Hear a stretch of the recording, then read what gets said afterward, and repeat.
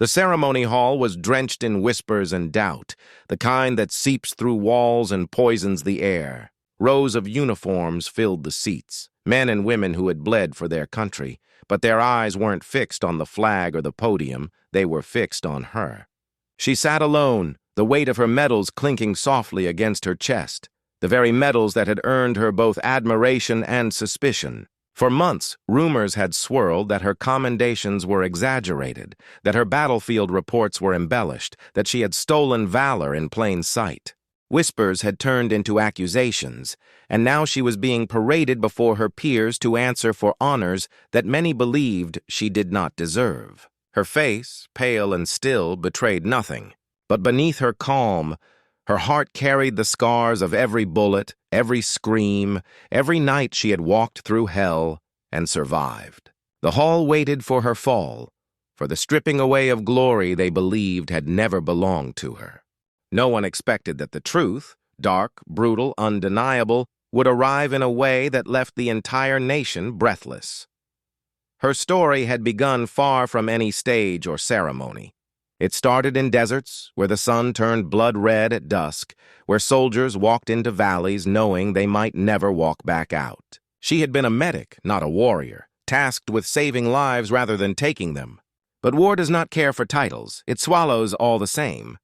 Time and time again she ran into fire where others hesitated. She dragged bodies across burning sand, held wounds shut with her bare hands, whispered promises to dying men she knew she could not save. Medics were meant to heal, but she had learned to kill when necessary. Her rifle as much a part of her as her bandages. In one brutal ambush, she had held off insurgents alone while tending to 3 bleeding comrades, firing until her rifle clicked empty, then pressing tourniquets with blood-soaked fingers. That day earned her her first medal, but it also earned her enemies. Some could not bear that a woman had become legend, that her courage put theirs in shadow. And so the rumors were born, whispers that grew into knives. Now those knives hung above her as she sat before a board of grim-faced officers. Their questions came sharp, clinical, accusing. How had she survived when so many hadn't? Could her account of impossible rescues truly be trusted? How could she, a medic, have stood against overwhelming forces when trained fighters had fallen? Each question was a wound reopened, every doubt a reminder that no battlefield was crueler than the one where your own brothers turned against you. She answered calmly, her voice measured, recounting events burned into her memory with a clarity only trauma provides. She did not embellish. She did not flinch. But the eyes staring back at her remained cold, convinced they were hearing a practiced tale. Around her, the room thickened with tension. Soldiers she had once saved looked away, unwilling to be drawn into the storm.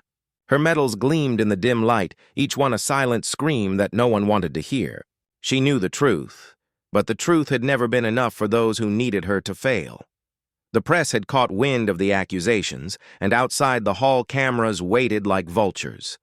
They wanted scandal, a fallen hero, another name to splash across headlines. Inside, the board prepared to deliberate, their expressions unreadable, their verdict looming like a blade. She sat rigid in her chair, her hands clasped tight in her lap, her thoughts spiraling back to every moment she had been forced to choose between life and death. She remembered a night when she carried a wounded captain across a field riddled with mines, feeling each tremor of the earth beneath her boots. She remembered pulling shrapnel from a boy who begged her not to let him die, her tears mixing with his blood. She remembered holding her rifle to her shoulder, aiming at figures advancing in the dark, knowing each squeeze of the trigger took another human life, but saved others. These memories were her truth, but they were invisible scars no metal could prove. And as the murmurs grew louder, she realized that the truth alone might not be enough to save her. The board chairman rose, his mouth opening to deliver the words that would seal her fate. But before he could speak, the doors at the back of the hall swung open. A ripple of shock spread through the room as the President of the United States entered, flanked by Secret Service, his face solemn, his steps deliberate. Conversations died instantly. Soldiers leapt to their feet saluting, their suspicion momentarily replaced by awe. The president rarely attended military ceremonies unannounced. His presence alone carried the weight of judgment. He walked past the stunned officers and approached her directly, his eyes locking onto hers with a gravity that made her heart pound. For a moment, the hall seemed frozen, every breath caught in collective suspense. Then the president spoke, not to the board, not to the crowd, but to her. His words would shatter every lie, every rumor, every shadow that had haunted her. "I was there," he said, his voice steady, echoing through the silent hall. Gasps spread like wildfire. The board stiffened, eyes wide in disbelief.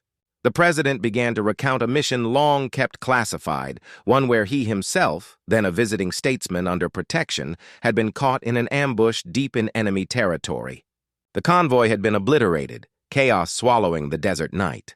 Soldiers had fallen, security scattered, death inches away. And through the fire, through the screams, it had been her, this medic, this woman now accused of lies, who had dragged him from burning wreckage, shielded him with her own body, and fought back against waves of attackers with impossible resolve. He described watching her fire into the darkness, patch wounds with trembling hands, and keep him alive when even the elite protectors around him had fallen. His voice cracked as he finished. "Without her, I would not be standing here today." The hall erupted in stunned silence, disbelief collapsing into awe. The board's faces drained of color, their authority stripped in a heartbeat. The soldiers who had doubted her stared wide-eyed, shame burning in their expressions. Some bowed their heads, others clenched their fists, but no one could deny the words that had just been spoken. The president himself was living proof of her courage, her truth, her unshakable will. For the first time in months, she felt the crushing weight of suspicion lift from her shoulders. The medals on her chest no longer seemed like targets, they gleamed like vindication. But the victory was bittersweet.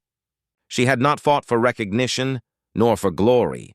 She had fought to save lives, to do her duty when the world demanded it.